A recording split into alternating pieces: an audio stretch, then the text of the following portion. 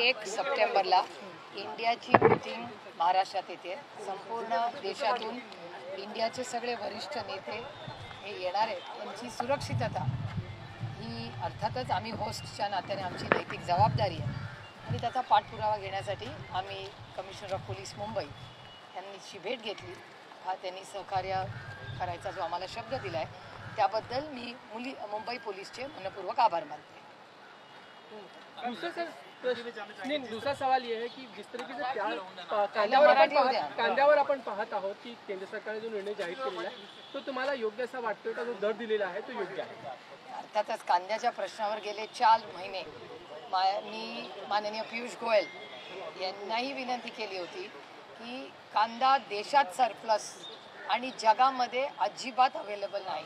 तेव्हापासून गेले 4 महिने मी सातत्याने पियुष गोयलांना विनंती करते की तुम्ही कांदा परदेशात जायला परवानगी द्या.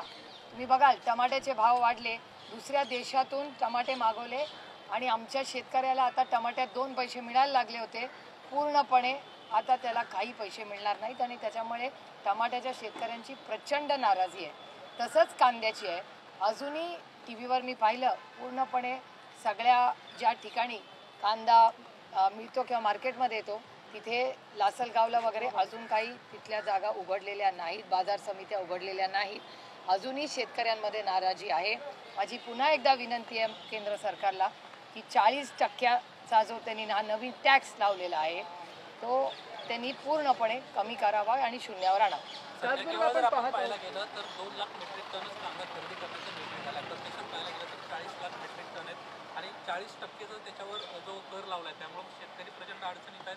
पवार साहेबांना देखील मागणी केली की तो कर हटवला गेला पाहिजे तत्काळ आणि 40 लाख मेट्रिक टन संदर्भात निर्णय व्हायला हवा. नाही, अर्थातच हा जो नवीन कायदा आणलेला आहे कॉमर्स मिनिस्ट्रीने त्याचा मी जाहीर निषेधच करते आणि त्याचा लवकर तातडीने निर्णय झाला पाहिजे. एक आणि सातत्याने डबलिंग ऑफ फार्मर्स इन्कम म्हणजे शेतकऱ्यांनाचं इन्कम आम्ही डबल करणारा जे हे जुमलेबाज सरकार आहे केंद्रातलं ते सातत्याने जेव्हा 2 पैसे शेतकऱ्याला मिळतात त्याचं कंबरडं मोडण्याचं पाप सातत्याने केंद्र सरकार करते आणि माझा आरोप आहे केंद्र सरकारवर की हे शेतकऱ्यांच्या विरोधी हे सरकार आहे. आज एक रस्सीखेच देखील पाहायला मिळाला. आज धनंजय मुंडे पियुष गोयल यांच्या घरी बसले होते तर त्याच वेळी देवेंद्र फडणवीसांनी जपानमधनं ट्विट केलं आणि अगोदरच ह्या सगळ्या विषयाची माहिती दिली. कुठेतरी अजित पवार गट आणि भाजपमध्ये रस्सीखेच सुरू आहे अशी एक राजकीय वर्तुळामध्ये चर्चा. शक्यता नाकारता येत नाहीत कारण गव्हर्नमेंट यांनी एकत्रच चाललं पाहिजे. अर्थात गव्हर्नमेंटचा एक मंत्री एकीकडे जातो, दुसरा मंत्री ट्विटरचा वापर करून जातो.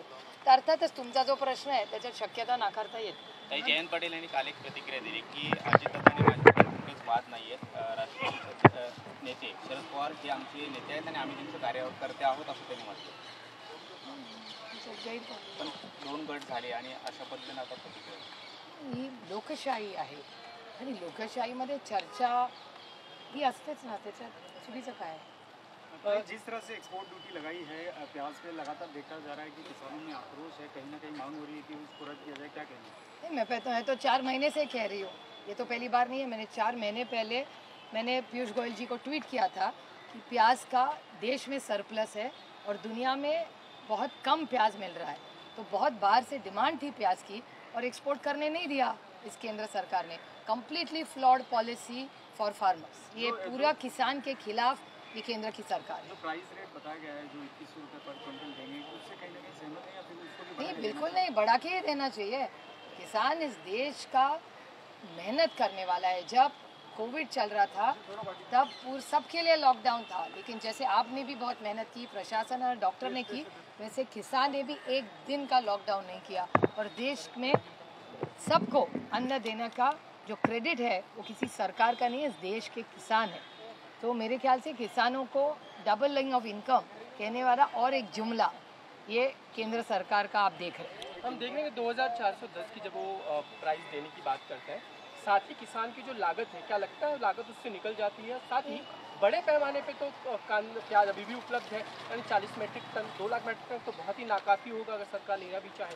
दो चीज़ें हैं, एक तो कल्टीवेशन कॉस्ट बहुत सारा बढ़ा है, फर्टिलाइजर्स प्राइस, पेट्रोल डीजल के भाव इतने सारे बढ़े हैं कि किसान को आज बहुत दिक्कत हो रही है एक।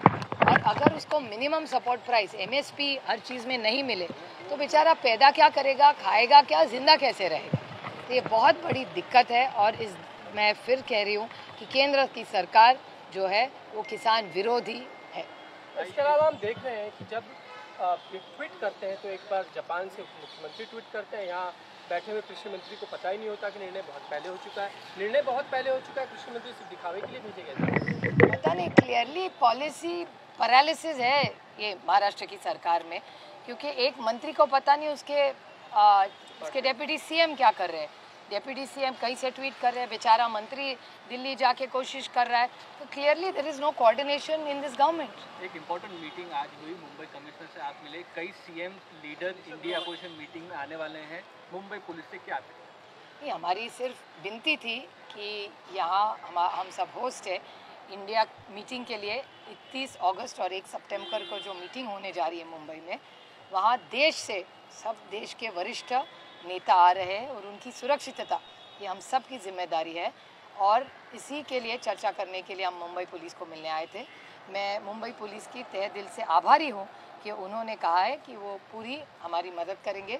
और अतिथि देवो भव, जो भी देश का बड़ा नेता आएगा उसका स्वागत होगा, उसकी सुरक्षितता की सारी जिम्मेदारी ये मुंबई पुलिस ने ली। आखिरी सवाल है, चंद्रयान को लेकर जिस तरह से बात हो रही है, लगातार पूजा पाठ का दौर भी चालू है, कल सेफली लैंड होगा, क्या कहेंगे, क्या फीलिंग्स? मैं तो साइंटिफिक टेम्पर वाली हूँ। जवाहरलाल नेहरू जी ने कहा था जब वो पहले देश के प्रधानमंत्री बने थे कि ज़रूर जो यहाँ की ट्रेडिशन है वो की होनी ही चाहिए, लेकिन देश साइंटिफिक टेम्पर से चलना चाहिए। तो साइंस और विज्ञान से ही देश आगे बढ़ेगा, दुनिया आगे बढ़ेगी। तो मेरे ख्याल से चंद्रयान में हमारे सब साइंटिस्ट हैं, उन्होंने बहुत मेहनत की है और मुझे वेरी श्योर कि अब हम सबको गुड न्यूज़ ही मिलेगी। इसके अलावा हम देख रहे हैं खासकर भाई कि महाराष्ट्र में कई जगहों पे सूखे जैसी स्थिति है, बारिश नहीं है, किसान खुद अपनी फसलें उखाड़ के फेंक रहा है, वो संकट में है।